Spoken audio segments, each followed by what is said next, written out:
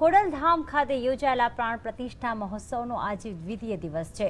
ખોડલધામ ખાતે માહોલ ભક્તિમય બની ગયો છે।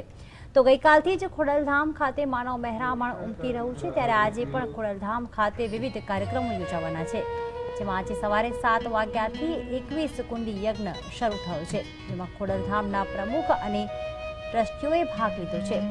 આ સાથે મંદિરમાં સ્થાપન થનાર 21 દેવી દેવતાઓની મૂર્તિઓને પણ યજ્ઞશાળામાં મૂકવામાં આવી છે। 3-3 ફૂટની આ મૂર્તિઓ રાજસ્થાનથી લાવેલા કિંમતી પથ્થરમાંથી નિર્માણ પામી છે। મહત્વનું છે કે આ યજ્ઞ યોજવા માટે જે યજ્ઞશાળા બનાવાઈ છે તે પદ્મ પુરાણના આધારે બનાવવામાં આવી છે। 4 દિશા, 4 ખૂણા અને મધ્ય કેન્દ્રને ધ્યાનમાં રાખીને તેનું નિર્માણ કરવામાં આવ્યું છે। 9 દિશાઓ મુજબ આ યજ્ઞશાળા બનાવવામાં આવી છે।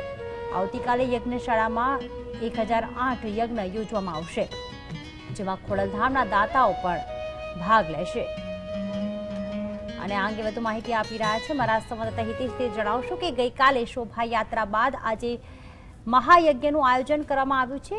હાલમાં સમગ્ર દિવસ દરમિયાન કયા કયા કાર્યક્રમો આયોજિત કરવામાં આવ્યા છે?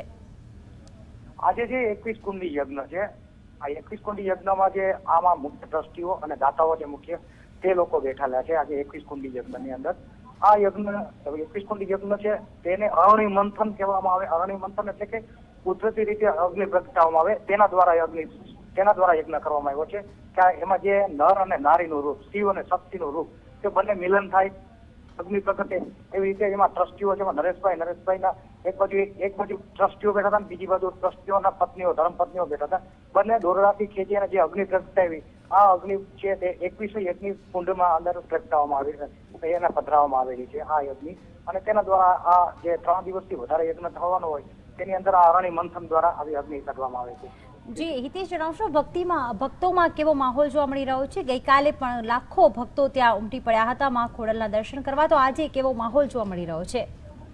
આજે તો અલભ્ય માહોલ છે। દરેક ભક્તના મોઢામાં માં ખોડલનું નામ છે અને જે એમ કહે છે કે અમે જે ખોડલધામની અંદર પ્રવેશીએ છીએ, કુદરતી રીતે જ અમારો શક્તિનો સંચાર થઈ ગયો છે।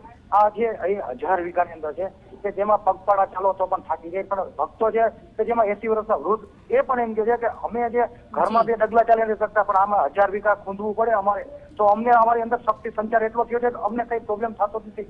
માં ખોડલના અમારી પર આશીર્વાદ અત્યારે વર્ષ જાવ એવું અમને લાગી રહ્યું છે।